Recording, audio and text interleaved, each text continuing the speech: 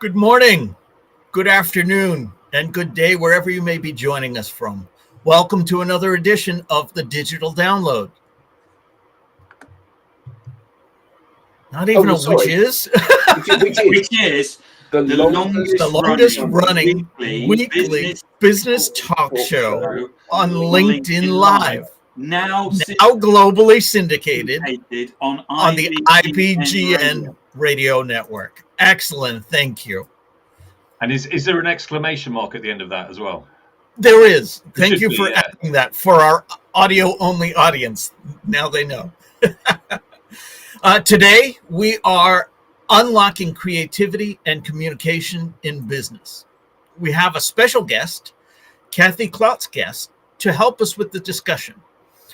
Her background started as a unique blend of tech and humor. It was tech by day, improv, sketch, and stand-up comedy at night.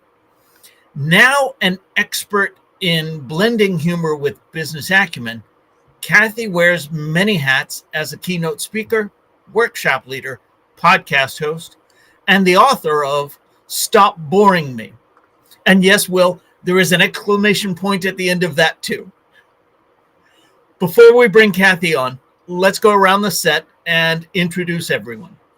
While we're doing that, why don't you in the audience reach out to a friend, ping them, and have them join us? We strive to make the digital download an interactive experience. Audience participation is highly encouraged. Right. So with that, Adam, would you kick us off, please? Good afternoon, everybody, or good morning, depending on where you are, of course. I'm Adam Gray, co-founder of DLA Ignite, and audience participation is not encouraged, it's mandatory. There we go. Awesome. Thank you for that. William, long time no see, my friend. Please take a moment and introduce yourself. Hi, Rob. Hi, everybody. Yeah, real joy to be back after quite a extended period of leave. My name is William Shorten. I'm proud to be an associate with DLA Ignite. And aside from that, I'm also a coach, trainer, and facilitator. So lovely to be here with you all today. Welcome back, Will. Tim. Thank you, Will. It's great to see you again. It's been a long time, and it's good to have you. Just to explain who I am, I'm Tim Hughes. I'm the CEO and co-founder of DLA Ignite, and I'm famous for writing the book Social Selling Techniques to Influence Buyers and Changemakers. Excellent. Thank you very much. And myself, I am Rob Durant, founder of Flywheel Results, a proud DLA Ignite partner. We help startups scale. And I'm not famous for writing anything. Yet. All right. As I said, this week on the Digital Download, we'll speak with Kathy Klotz-Guest. Her journey from leading tech and product marketing teams to performing comedy illuminates the power of laughter in building trust, connection, and a culture of courage. Let's bring her on. Kathy, good morning and welcome. Happy International Women's Day. Yes. Absolutely. We get one whole day, guys. Yeah, make the best of it because, this is it. What time is it for you, Kathy? It is ungodly. It is, I think, 5 past. Holy crap, I'm up. I think it's 6:05. Okay, that sounds about right. Yeah. AM. Yeah, AM. Yeah. Wow. Well, thank you so much for being here. Thank you for your commitment. Yes. Yeah, absolutely. Oh my gosh. Kathy, let's start by having you tell us a little bit more about you and how you got here. Yeah. It's interesting. Probably like a lot of people's journeys, there was some serendipity and some, providence, and it's a mix of a lot of things. I knew right after college that I would be doing comedy in some way, shape, or form. So I sort of had this like split life where like I work in tech during the day, and then at night I'd strip off all the tech, we have to, and especially for women, we have to show up differently because it's very male dominated space, kind of like today. Yes. And I had to, present a little differently. And then I would go on a stage and I had a very different experience, and I just loved it, fell in love with it, and then did this for many, many years. And over time, it's really interesting, Rob. I started thinking, this is really transformational. I knew it would be. I just didn't know. Like, originally I went into comedy because I was like, I want to make people laugh, and I love to make people laugh, and I love to laugh. What I underestimated was the amount of transformation for me and for people around me, and how it changed the way that I looked at the world, and my courage and all these other things that I really didn't. They were just beautiful surprises that came out of it. And I thought, how do I take this stuff? Like, why is it we can show up in this context on a comedy stage and have so much fun, all of us, and we can laugh and just have a great time? And then we go back into corporate and we're all just like all of a sudden it's like we're masked up again. And it's like, I just saw Bob like blowing like milk bubbles out of his nose. What is he even saying with all that jargon? Who is this guy? And we all did it. And I think it got me thinking, and it changed the trajectory of my life. This one question. I'm so fundamentally curious about courage and creativity and communication, and how we show up differently. And what are the tools that we can take from the comedy stage and bring into our everyday life, whether it's corporate or whatever. And it's sort of, over time, I realized after, being in tech for almost two decades, I went and doing comedy at night and, going through sketch writing and improv and stand-up. And I went, this is silly. I should just merge the two. So I eventually did. But it's interesting. It put me on a journey and a path of really discovery and curiosity. Yeah. Awesome. Thank you for that. Wow. Mm-hmm. So I want to start with a foundational question. Mm-hmm. How can humor and playfulness be incorporated into more traditional or conservative corporate cultures without disrupting professionalism? Well, and I think this whole myth, right? There's this myth that like humor is unprofessional, blah, blah, blah, blah, blah. And it's like, I say it with that level of reverence, because that's exactly the level of reverence that it deserves. Meanwhile, the things that disrupt professionalism are, I don't know, racism, sexism, corruption, greed, disrespect. I mean, there's a whole lot of things that are not professional and hurt people. Humor's pretty low on that list. And most people never offend. Most people never cross that line. Truly, I think there's a lot of fear for no reason. And I want people to remember that it's very simple. What we get wrong fundamentally about humor is we think humor is the person standing with the microphone, and we think stand-up, and we think jokes. The average person, if I say humor to you, you think jokes. But humor is so much more than jokes. Humor is showing up imperfect. Humor is being able to experiment and try and fail and laugh and grow. Humor is accepting other people's imperfection and creating a safe space for us to try stuff. And all of that sounds a lot like innovation, doesn't it? Because it's exactly what comedy and humor is. It's the ability to try and fail and innovate and grow. And playfulness is really that exact thing that we want. We say we want creativity. We say we want innovation. And yet, as many times as we say it, people don't innovate because they're scared. They're scared that if I fail, I'm going to hear about it from 20 different people, and I'm never going to live it down, and I'm going to be judged by my boss, my coworkers, my coworker's dog. I'm going to hear about it in the company newsletter. I'm going to hear about, and they'll never live it down. And honestly, the very thing that we need is a mindset, a growth mindset, and play and humor really truly are at their core about a growth mindset. Wow. So I'm curious with if I can just jump in, Rob. Kathy, fantastic opening there. So how do you use this? If you're going into an organization, you're going to run a workshop or something, what's the offer? What's your kind of starting point with them? The starting point really is about, I think, dismantling the all the barriers to creativity, and usually it's fear and safety and psychological safety. And the starting point really is getting them out of their headspace, shifting their mindset. Really, first gear is mindset. We can't get to fifth gear until we change the mindset. And then number two, I would say it's really having them think differently about psychological safety. So we do a lot of play, but it takes a little bit of work, culture work, and mindset work, so that everybody goes, oh, I can play now. It's okay to play. And the thing that we have to work on is that this is not a temporary fix. This is not something where we're going to come here and we're going to play. Then you're going to be released back into incarceration, corporate incarceration, where everybody's like, I'm too afraid to take a risk. So we have to start thinking about little ways that we can start to make those changes, because we can't all of a sudden go from, barely getting a permit to driving on the Autobahn. And it doesn't work like that. We're going to have to ease people in. And so the offer really is let's create small, safe ways that people can play. And here's the key. How do we integrate it into work? I'll say it again. If we're thinking that play is this whole other thing and humor is this whole other thing, I think we're missing creative ways to restructure work. So work can be all of us improvising and coming up with new ideas in a brainstorm meeting. Every meeting can have play elements.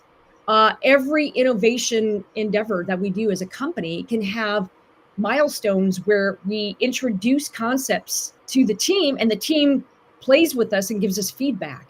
There's so many ways to introduce the concept of play into work, so that play and humor and laughter and all that stuff isn't seen as separate.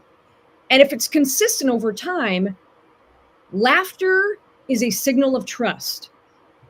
And I can tell you, when I walk into a company, within less than 5 minutes, exactly how the leaders are perceived. Because a culture that has no laughter or nervous laughter is a culture in crisis. And I don't care what the window dressing is. I was in tech and I know what that looks like.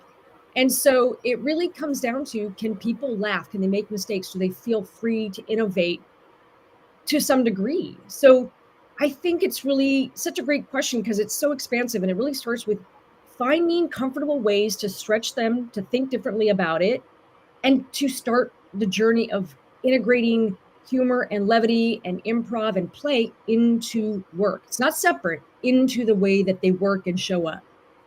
What I'm hearing there is, first of all, there's a kind of permission. Yes. That this is acceptable, and this is something that, actually we're going to actively encourage.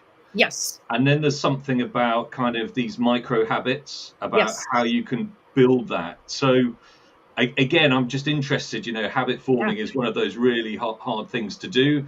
And as you say, people come along to a workshop or have some training. It's a little bit like a sheep dip, for the hour, a couple of hours they're there.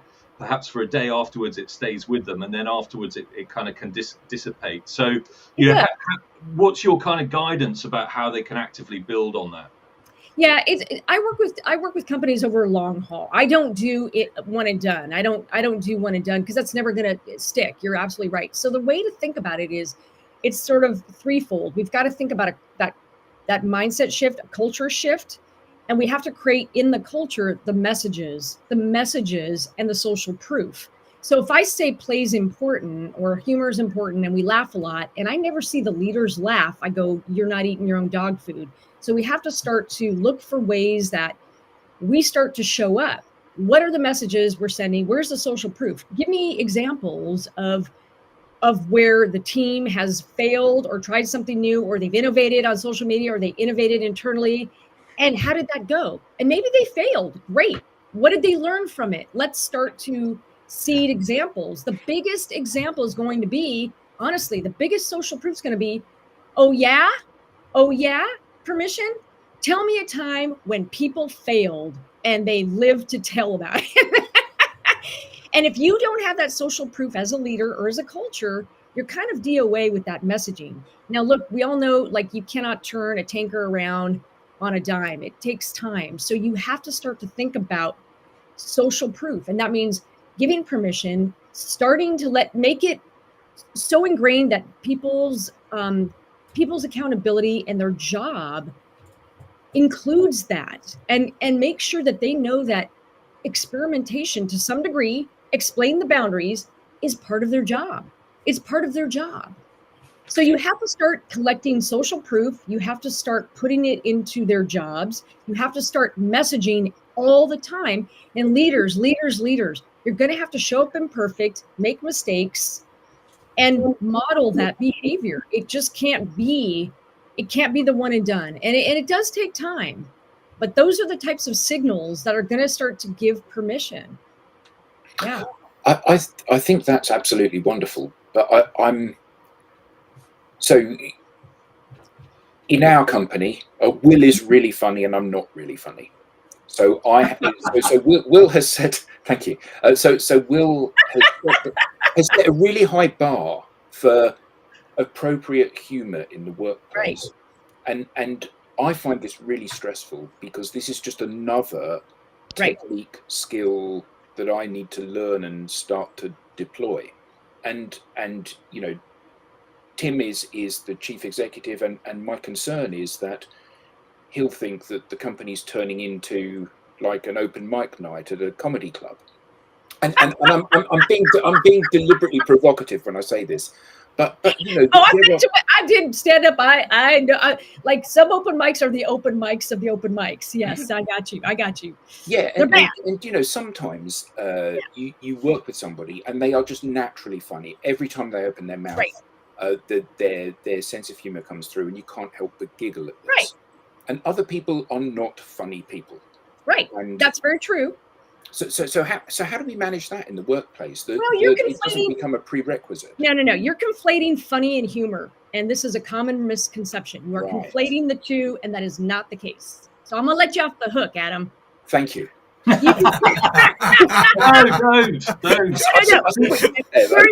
And I say this with love. Not everybody is funny. I mean, it's funny because people will call me and they're like, "Can you make me funny?" I'm like, "No." I can't give you what God didn't. I'm sorry. God doesn't give with both hands. I'm sorry. And I can't do that for you. What I can do is make you funnier by getting out of your own head. And here's what I mean by it, because it's such a brilliant question, Adam. And you're speaking on behalf, you're the voice of a lot of listeners. And so I appreciate the question because a lot of people are thinking it. So it's a brilliant question. You're absolutely right. I think it's a common false narrative that humor means funny. Funny is I'm intentionally trying to make you laugh. Now, when I step on a comedy stage, a stand-up stage, and I'm hosting a show tonight, it is my job as the host to make people laugh and move everything along. That is my job. But in business as a leader, you know, funny buys you a little bit of charisma, but funny is not what your people need. I'm going to say it again. Funny alone, it will not buy loyalty. What people want from you is humor, and humor is embracing your playfulness and your imperfection. You do not have to be a comedian. You do not have to, you know, be great at jokes. Some people really stink at jokes. And, you know, the thing about it is, if you're not good at it, great. Don't do it. You don't have to. You don't have to. Some people are just naturally great storytellers, or some people have really great facial expressions. Some people are really good at like props and just in the moment, that observational wit. They don't say much at all, but every once in a while when they do say something, it's hilarious. Here's the thing, humor in business isn't about trying to be funny. Humor in business is giving yourself permission to be human and imperfect.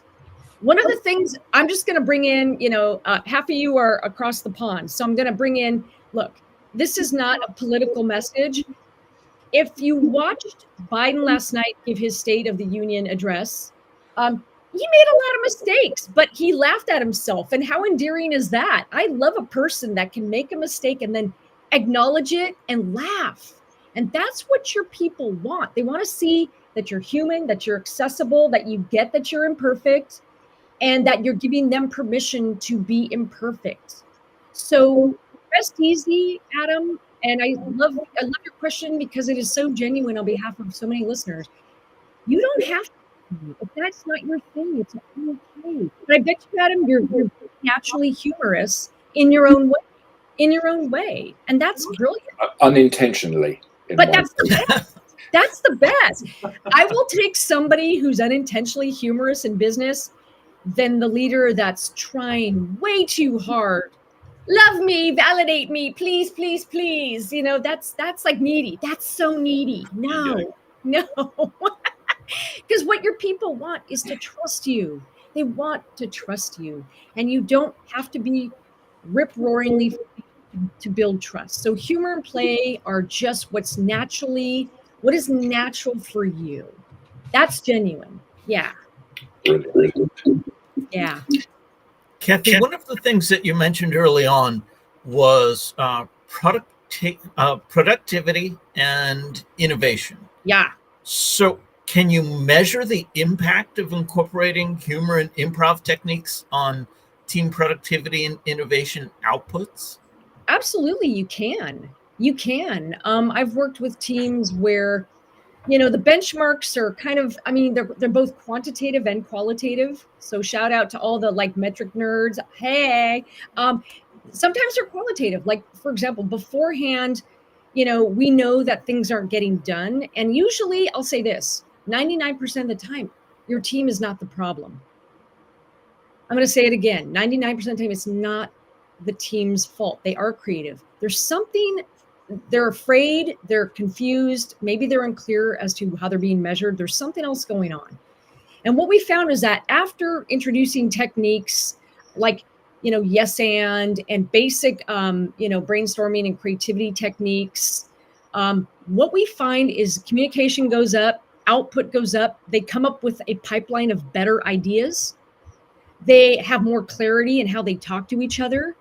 They are not shutting each other down. They're actually listening to each other. So they're allowing people to be heard. And when people are heard, they come up with more ideas. So whether it's a pipeline of ideas where it's ideas that are actually scheduled to be tried and tested, yeah, we see that communication and creativity pipeline expand. Yep. And improv improv's not about being theatrical. It's not about, I'm not asking you to do bad improv, like level 101 improv, where you invite your friends and they're like, no, thanks. I thought we were hoping you were going to get us to be doing this afternoon. Oh, no, we are going to do improv. Well, we might do some. We are going to do improv. No, I'm going to have you do improv. There's just a difference between forced improv on a team where like, we're going to do forced improv. That's not what it is. It's not about theatricality. It's about listening to each other and disrupting old patterns. And when we use improv tools to increase better communication and have more fun, people feel safer to give more ideas. And it completely changes sort of the tone of the group. And that's what we're talking about with improv. Yeah, safety. It's really safety and trust. Yeah. And how can organizations ensure that their attempts at humor are both inclusive and respectful? Yes. And here's the thing. Most people, Rob, never cross that boundary in my experience. So a lot of as I've said before, and I'll say it again, it'll be etched on my epitaph. She said it was okay. Most people never cross that line. The false narrative is I won't be taken seriously if I laugh a lot. But the research is very clear. First of all, before I give you the how, the research is very clear. Leaders who take themselves too seriously are take a trust hit. I'm going to say it again. The leader that never laughs, never gives permission for the team to lighten up, is not taken seriously. Laughter and humor are related to trust. They're related to trust. And it's really a measure of, can I lower my shield and be seen by this leader? And that's what laughter is. Laughter is a cheat code to trust, my friends. It's a cheat code to trust. So the how-to is really actually quite simple. And the reason I keep it simple is intentional, because I think we overcomplicate it, Rob. We dress it up and we think of 20 things that can go wrong, right? But the reality is very simple. Is my laughter or my humor about a universal human experience? Is it about my experience? So I'm speaking for me, not for somebody else. Am I speaking for me or about a universal? And if I'm doing that, I'm probably 99% of the time going to lift people up, what we call affiliative humor. Affiliative humor is improv because everybody participates and everybody feels included. The litmus test is it lifting people up, or is my joke or my comedy or my improv or my humor, whatever X insert, is my humor at the expense of a person or a group? The litmus test is my humor at the expense of a person or a group. And if you feel strongly that it is, then don't do it. Very simple. Start with your own experience. I mean, I can tell you all day what it's like to be a woman in tech. I mean, it's International Women's Day. It's International Women's Day. You know, I can tell you, so I worked in tech for, almost 2 decades, very male-dominated space. The last company that I worked for had a fun little tradition where all the groups got names. The IT guys, they were the it bros. The accountants, they were the dough bros. And I got really excited because they came up with a name for the women in my division. Kathy and Brenda. Yeah. Yeah, which is a lot like stand-up sometimes. Exactly. Now, nobody's being hurt. I'm telling you what my experience is to be a woman in the world. There's no blame. There's no shame. I'm just laughing. That's affiliative humor, which people recognize the universal truth in that. And even men, when I say that joke, laugh because men in tech know. So that's a unifier. Now, if I were to, do a joke that, put the blame on a person or a group of people, or blamed people, then that's punching down, or that's at the expense of a group. So just remember that if I'm really concentrating on our human experience, what it's like to be a parent, what it's like to work a 9 to 5 or 9 to 9. I mean, who works a 9 to 5 anymore? Nobody. What it's like to be stuck in traffic, what it's like to work remotely, hybrid work. What even is hybrid work anymore? Those are universals. It gets very weird when a group or a person starts to comment on a common experience for a group. So be very careful about, again, that line. Is it at the expense of a person or group? And if it's not, you're good. So if my humor can't be at the expense of an individual or a group, basically I've got nothing now. You need to shut up. Then I would say y'all need to take some classes. and no offense, but you probably should shut up. And that's the thing that I'll laugh at this. And I want to do improv with y'all. But here's the thing. That's the thing that I cannot emphasize enough. And you've all heard this, and I'm going to call BS on it. There's the people that are like, well, I guess I can't be funny anymore because the humor police just have shut me down.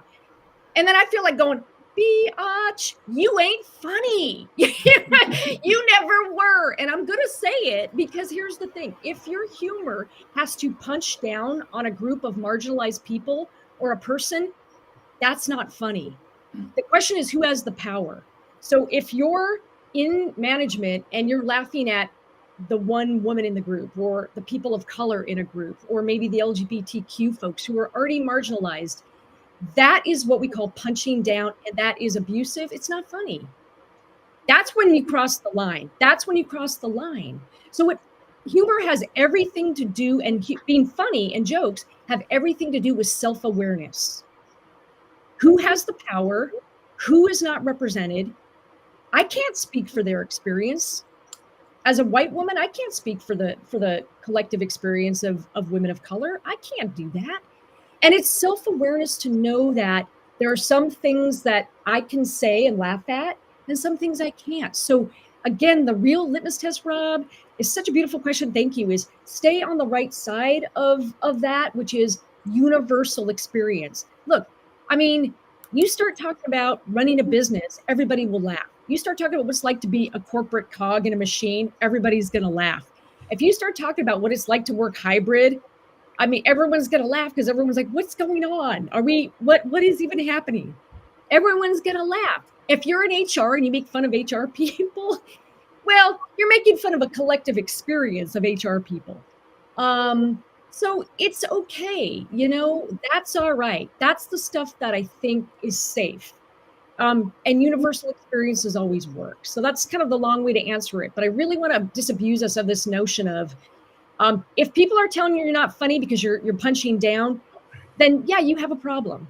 You have a problem. It's really interesting you should say that, Kathy, because I've been doing some work. One of the things I do is do debriefs on profiling tools, and there's one around emotional intelligence that I've been working on at the moment. And, you know, the underpinning of emotional intelligence, you go back to your Daniel Goleman or whatever, is regard for self, regard for others, awareness of self and awareness of others. And I think what you've just said there just kind of highlights that importance around kind of taking an emotionally intelligent approach to it. There is a correlation between humor and emotional intelligence in leaders and in anybody. Humor is a marker for emotional intelligence because, to your point, it requires a huge amount of emotional intelligence and it requires self-awareness and the ability to read a room. Yeah. So as we're talking about boundaries, yes, can humor and improv help in managing and resolving conflicts within teams, or should we avoid humor where there's conflict? I think it's a little bit tricky, but I say we don't need to avoid it. And here's the trick: it's self-awareness, which means let's build the we. Let's build the we. I think the mistake thinking that humor can't be part of the conversation. I think that's a mistake to think that. But let me give you an example. So I led tech teams for many years, as you know, and I had, I would always start out tricky conversations where I felt awkward by acknowledging the mutual awkwardness. Because if I felt awkward as a leader having this conversation, I bet the person on the other side of this conversation felt equally awkward. And so acknowledging builds the we.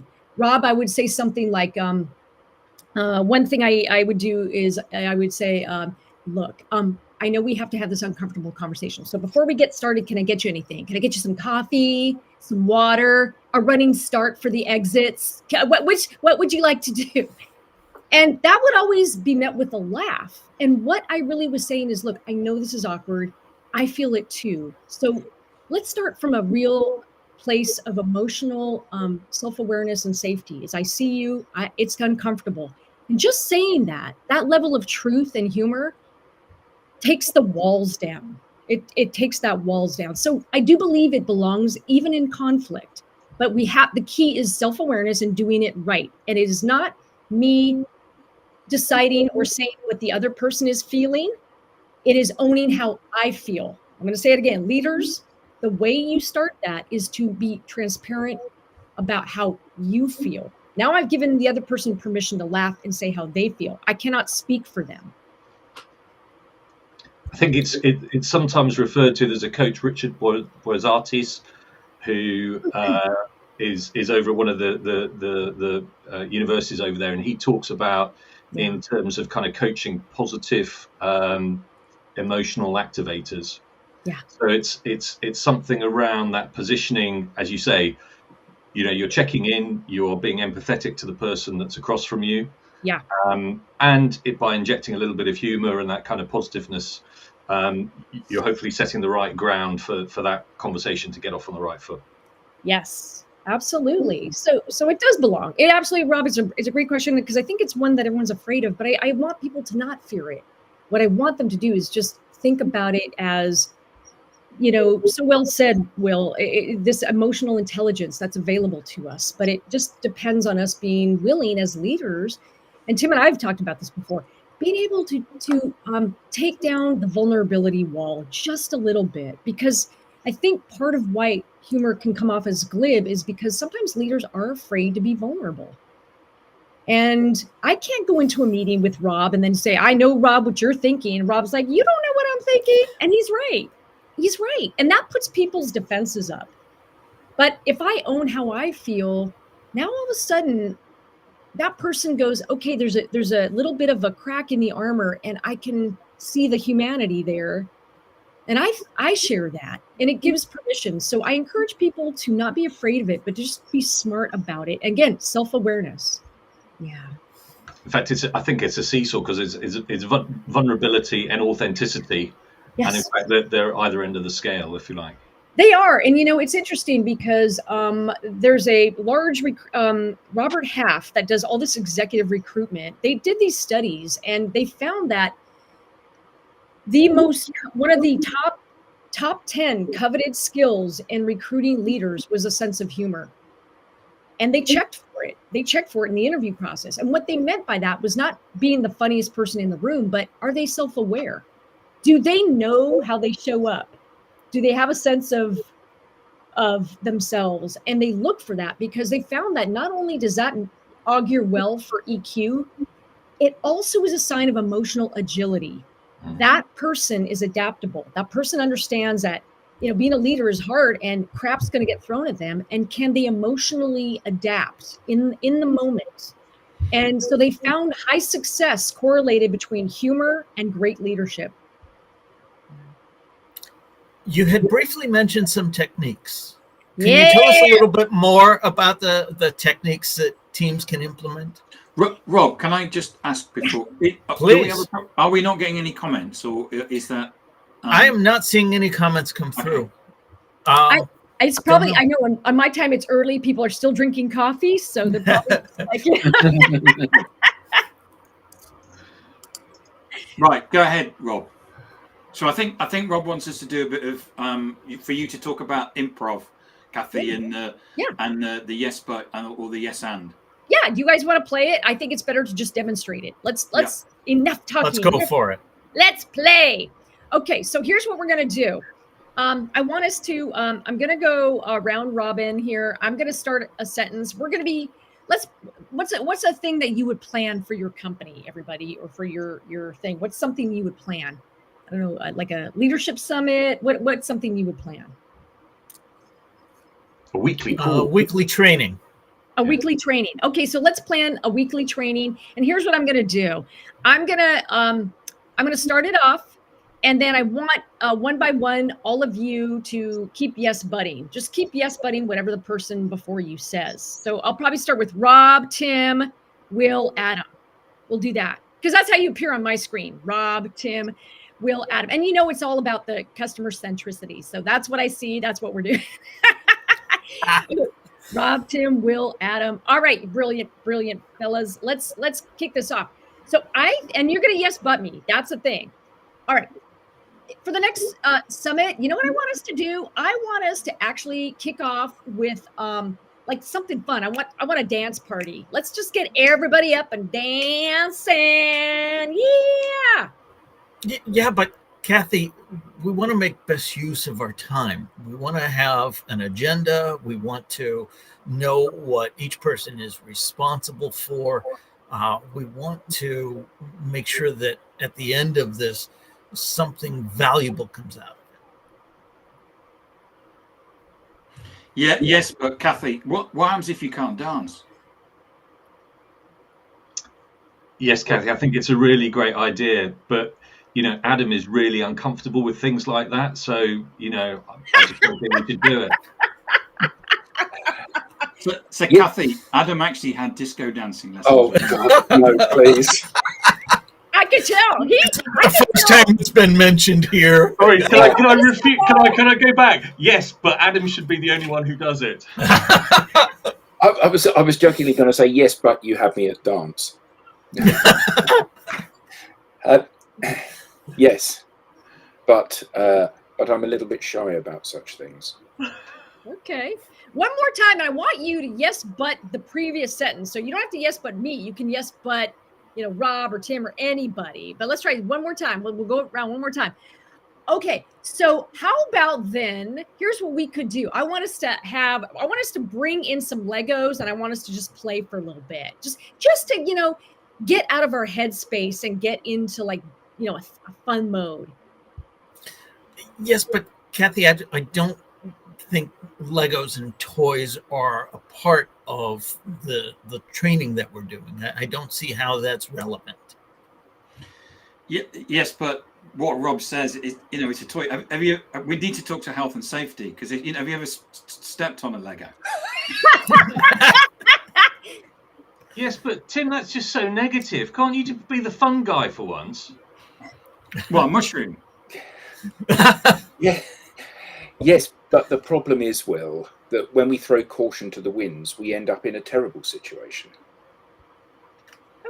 Okay. Now yes, but that won't work. It doesn't always come out as yes, but a lot of times it's very much, we kind of crap on each other's ideas without even realizing we're doing it. And again, I want to switch to a yes and. But here's the thing: yes and doesn't mean you have to do the idea, folks. We can talk about it. It just means like let's brainstorm. So let's try it now. Yes and. You have to yes and, or you don't have to use those words. The spirit of yes and is what I care about. So all right, here's what we're gonna do. We're gonna have a clown. We're gonna do clown makeup. That's what we're gonna do for the next meeting. Yes, and we could do silly hats too. I love a good silly hat. Yes, and I love a silly hat. And what we could get is unicorns. Yes, and being a clown, could we improvise on some of the tricks and jokes that they do as well? Yes, and in fact, when Tim and I were on a business trip to Joplin, it was his birthday, and we did actually wear clown shoes. We were in an office, and on that's your a true birthday, story. You could basically say, you could dictate a rule in the office. So I basically said it was my birthday, so I wanted everybody to wear clown shoes. See, I love it. I knew you guys were hiding that playful side. But I love it. So let's talk about that. I love that. Look, yes, but isn't being robotic, and yes and isn't about parroting back yes and like a robot without thinking. It's not about that. It's the heart and soul of it. So it's just that we're going to build on each other's ideas, and I can give you a different example. But basically, you probably, I know it's silly. This is just for illustrative purposes, but you kind of sense that when we're yes butting, and I know this is sort of feels a little bit contrived, but you probably felt like, if you're yes butting, it becomes very hard to move a conversation forward. But yes, but is something that is our default setting in corporate. I don't know why. It just is our default setting. And how did yes and feel? I know it's contrived here for purposes of demonstration, but how did that feel compared to yes, but for some of you folks? Well, it was much more positive. It was a much more can-do attitude. Yeah. And I think you're right. I think a lot of times in the corporate environment, you are, because there's such a stigma attached to being wrong and making mistakes. Exactly. What you want to be is the person that stops mistakes happening. Whereas the idea of having a true brainstorm, and we've all been in brainstorms many times, and the problem with a brainstorm is it's very difficult. And I'm saying this slightly tongue-in-cheek. It's very difficult not to decry a stupid idea from somebody. It is. Yeah. Stupid, Adam. Something about it being By stupid, I meant not mine, obviously. I'm a genius. You're a dum-dum. Yeah, exactly. The book's coming out. Yeah. Yeah, it's much more collaborative and not so adversarial that I'm, one-upmanship. Yeah. And dismissive in a way. Yeah. It's really the heart and soul of and again, there's many ways to slice it. We can do a couple more activities, but really basically, yes and is the kind of thinking. I don't want you to be a yes and bot. I don't want you to force it, but tell me more. I like that idea. Okay, how might we, and just move it forward, because the but is what we do unintentionally. But I think the way that it shows up in conversation, even I think on autopilot for a lot of us, can really shut people down. And that's when a lot of people get stuck and they just stop contributing. And it's just a way of thinking about it. But you want to see what else improv training can do with emotional agility. It's how we show up, and whatever's thrown at us, we just integrate. So I want to try this exercise, and I'll demonstrate. You guys can throw me one at a time a word. I'm going to tell a story. And then after I start, one by one, give it a little space. I want you to just say one word, and I have to integrate that into my story. I have to not stop my story. I have to stay on track, but I got to integrate, because yes and is about integrating ideas, not kicking them out, but integrating what's happening. So I'm going to give you just a quick exercise on how developing these skills is really kind of emotional agility. So I'm going to tell a story one by one, just one word, and it'll make sense as we go. So you guys, I went to play soccer at this abandoned field, and I saw this dog, and this dog like started kicking the ball to me. Satellite. And then it was amazing because this dog kicked it all the way up to a satellite and like knocked that satellite down. It was amazing.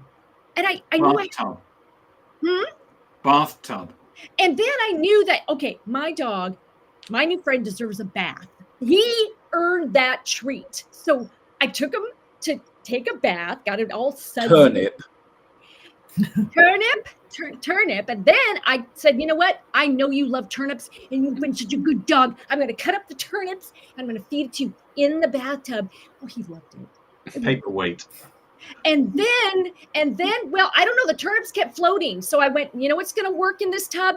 Paperweights. We're going to put the paperweights on the turnips. The turnips are going to stay in the tub so my dog can just luxuriate. And then just keep adding, all kinds of delicious stuff. And any more stuff you want to throw at me? And I could keep going on and on and on. And it's about being able to, whatever's thrown at us, we're able to apply that. You guys want to play one more thing? Want to play another thing? So here's what I want us to do. I want us to, the power of integrating. All right, the power of integrating. Okay. I want you to come up really quickly with a passion. Something that just one thing that you're really, really, really passionate about. It could be sports. It could be, I don't know, sitting on your couch.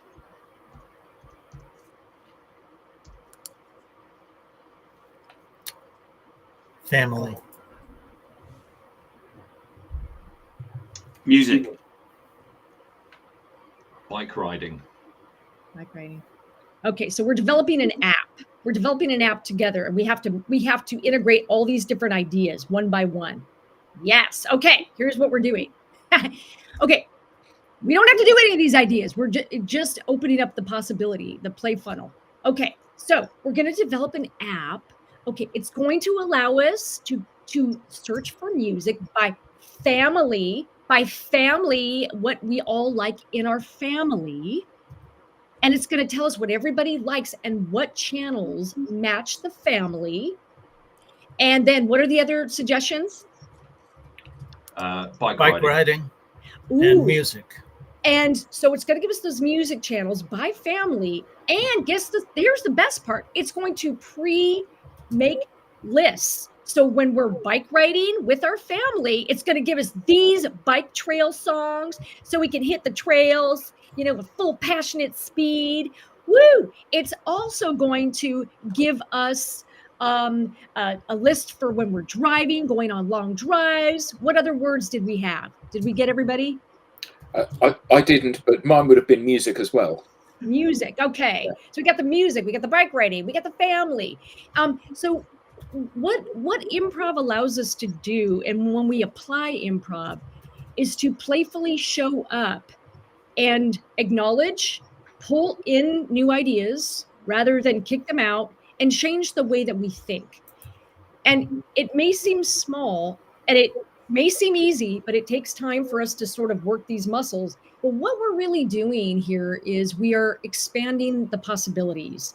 If I just say, well, I'm sorry, we're not going to talk about music or bike riding or any of these things, then I'm really limiting my options, my creative options. If I start to say, well, you know what, Rob's got his likes, and Tim and Will and Adam all have their passions. What if we created a way to integrate all these different ideas?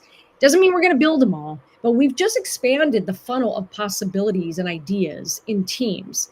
And this little way that we, a playlist for hiking. Yeah, absolutely. See, your trail mix. I love it. Does it have some M&Ms in there? And it's got M&Ms in there. Yeah, M&Ms. For people that are listening on the radio, Mark is our resident comedian, and he's just put the comment, I made a playlist for hiking.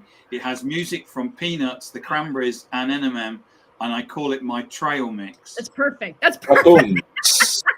But it's perfect. We didn't have Tarzan Boy for Mark, which is Tarzan Boy. That's a good one too. It's an old school callback. Like I want my 80s jams.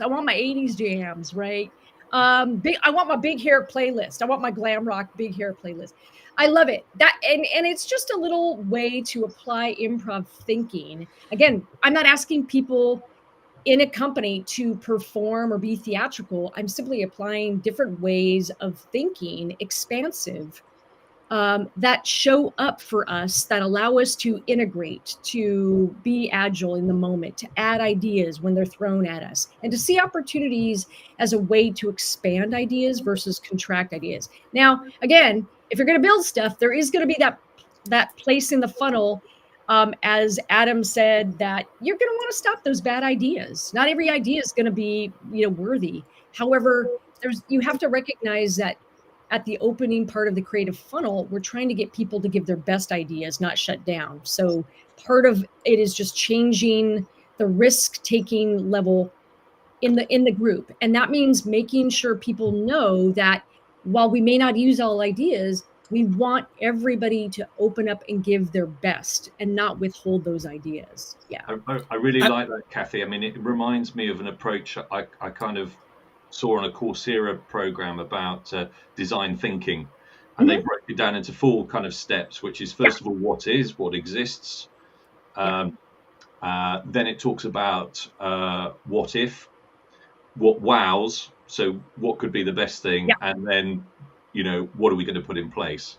And it's that kind of iterative process where you're giving everybody an opportunity to speak and to be as creative as possible.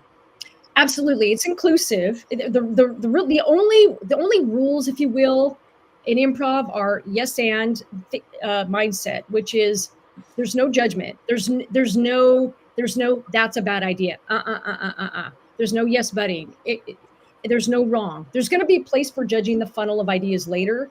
It's really about building safety, because once we get rid of the blame or the shame or the you're wrong or the judgment, once we take that out, the design thinking can happen. We can have these great ideas. And also, too, you probably noticed that the ideas will get increasingly sillier. This is a good thing. Doesn't mean you're going to make those ideas. Here's the thing. When people start laughing and coming up with naturally humorous ideas, it means that they start to feel a level of safety. So as humor goes up in the group, it is a direct result of feeling safer. So when you do this as cold boot, people are like, what is going on? It's going to take them a minute to warm up. When people realize, oh my God, I can say something and not get judged. Once they realize it, the ideas get crazier and funnier and sillier. That is actually a good thing, because that is a high correlation with safety and productivity and being able to, right before, kind of create breakthroughs. So look for that. If people aren't warming up and having fun, they're censoring themselves. And that's still because there's trust issues. So it's going to take a little bit of time, and just be patient with it. And it's really radically important that you stick to the no judgment rule. Not at that point. Just don't judge. Yeah. Kathy, this has been great. Where can people learn more about this? Where can people connect with you? Sure. You can connect with me on LinkedIn, because that's a party, because the fun never goes to die there. LinkedIn, putting the FU in fun, since whatever. Okay, no, but I'm going to change that. And I think we can all change that. So you can connect with me on LinkedIn or Instagram. You can message me, at keepingithuman.com. I got books and all kinds of shiz you can see. But yeah, feel free to connect with me. For our audio listeners, they can't see. Tell us what that is. Let me insert a little caption. Kathy is goofily pointing at her own books in a very. What's the name of your book, Kathy? Stop Boring Me. Okay. And what's the name of your book? The name of the book? It's Stop Boring Me is the name of the book. Oh. And they can get humor. Come on. Yeah, it is the name of the book. You can get it on Amazon, and it's all about using improv and comedy tools to expand ideas, to expand product ideas, marketing ideas, content, stories, and productivity. Because really what it is it's a way of changing how you think about it. Excellent. Yeah. Thank you so much. Brilliant. It is my pleasure. We now have a newsletter. Don't miss an episode. Get show highlights, beyond the show insights, and reminders of upcoming episodes. You can scan the QR code on screen or visit us at digitaldownload.live and click on newsletter. On behalf of our panelists, to our guest Kathy, to our audience, thank you all for being a part of the Digital Download today.